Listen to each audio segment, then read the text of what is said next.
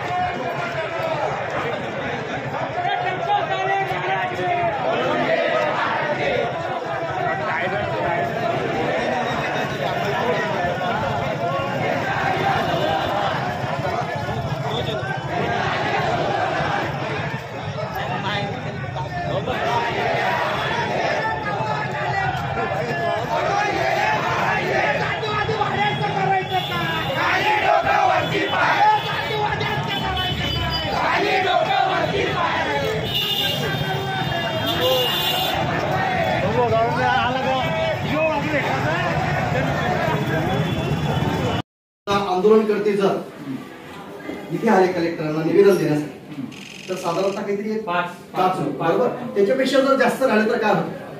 काय असतं की नियमांचं पालन 5 जास्त व्यक्ती असतील तर काय ते त्यामध्ये बरं ठीक आहे, 5 पेक्षा आपण 50 धरूया, पण 50 पेक्षा नाही हा विषय नाही घेत मी, माझा विषय पुढे समजून घ्या. जर 2-5 हजार लोक असतील त्यातले 500 लोक जर कलेक्टर ऑफिस मध्ये घुसलेले आहेत नाही करत ना, पण त्याच्यावर 149 प्रमाणे गुन्हा दाखल झाला पाहिजे कायद्याच्या तरतुदीनुसार आणि कलेक्टरांच्या आदेशाने, बरोबर ना? मग मागचा जो मोर्चा आलेला होता पाईकरावांच्या संदर्भामध्ये जे गुन्हेगार होते त्या मागच्या सोमवारी आणि जतन नगराने संघटना तालुक्यात राहुल माप यांनी बघा सर्व टाके 16 टाके 2 ठिकाणी हा फ्रॅक्चर आहे.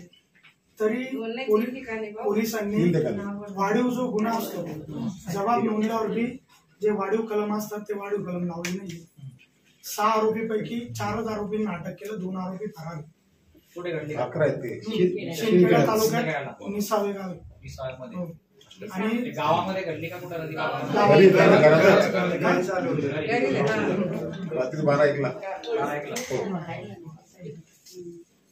दुसरी मागणी सर, आपले कर्मचारी आहेत तर त्या कर्मचाऱ्यांनी गुन्हा दाखल करण्याचं धाडस दाखवलं पहिल्यांदा धुळे जिल्ह्यात, तर त्या धाडसाला पाठिंबा देण्याच्या ऐवजी आरोपींनाच काही लोक पाठीशी घालतात अधिकारी लोक. तर सर आमची 2च मागण्या आहेत, जास्ती नाही. पहिल्यांदा हे कलम वाढवायचे आणि त्या आरोपींना अटक करायची आणि यांच्या व्हिडिओ तपासून जे आरोपी निष्पन्न होत आहेत मारहाणीत पोलिसांनी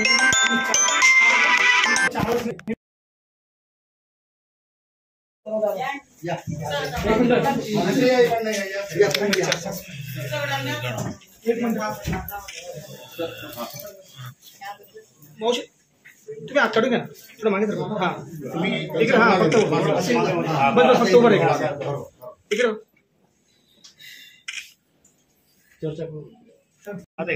बोला. माझं नाव पूनम जितेंद्र शिरसाट.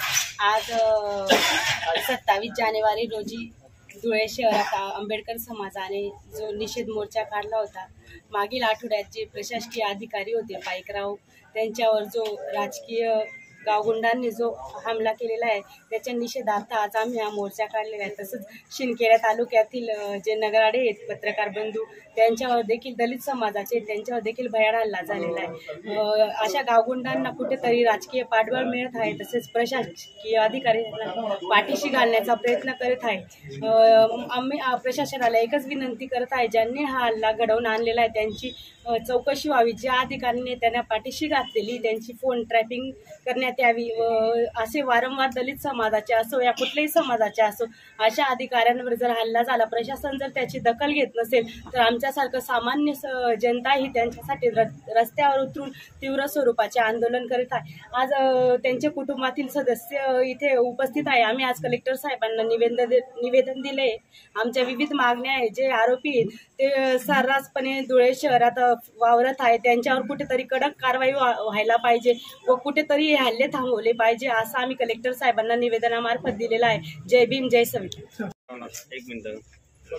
माझं नाव जतन भीमराव नगराडे, निशाणे गावात राहतो, निशाणे तालुका शिंदखेडा जिल्हा धुळे. माझ्या रात्री 12:30 याला उत्तरांच्या दिवशी 12:30 या रेती माफियांनी माझ्यावर लाकडाने व कुऱ्हाडीने हल्ला केलेला आहे. त्यात माझा जीवच प्राणच खतम करणार होते ते लोक, लेकिन तरी माझी पत्नी धावून आली माझ्या मागं. त्यासाठी मी वाचला गेलो. मला अजून पण वाटत नाही मी वाचणार आहे असं. माझ्या डोक्यात खूप मोठी दुखापत झालेली होती.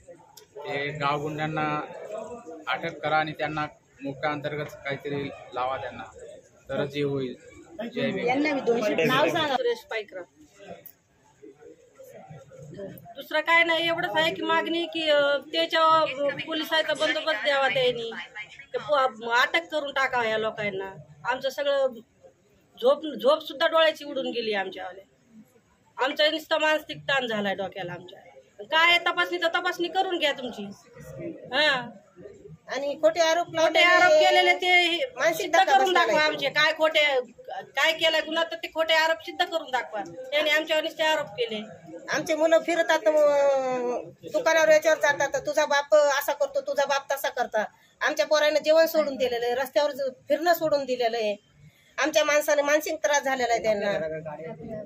अनोळखी माणसं आमच्या तिथून बाजून फिरतात आजूबाजूला, आम्ही ओळखत नाही, गाड्या घेऊ. आमचे मुलं घाबरतात. आमचा माणूस झाला 8 दिवसापासून जेवण बरोबर नाही, त्यांची तब्येत ठीक नाही, मनस्थिती चांगली राहिली नाही, एकदम धक्का बसून गेलेला ह्या गोष्टीवर. त्यांना आम्हाला न्याय पाहिजे सरकार. ते मस्त फिरायला लागले तर आणि जे काम करणार ते करावं लागायला लागले. ते मस्त फिरायला लागले गुंडी. असं आहे ना, आमच्या मुला अटक केली पाहिजे त्यांना.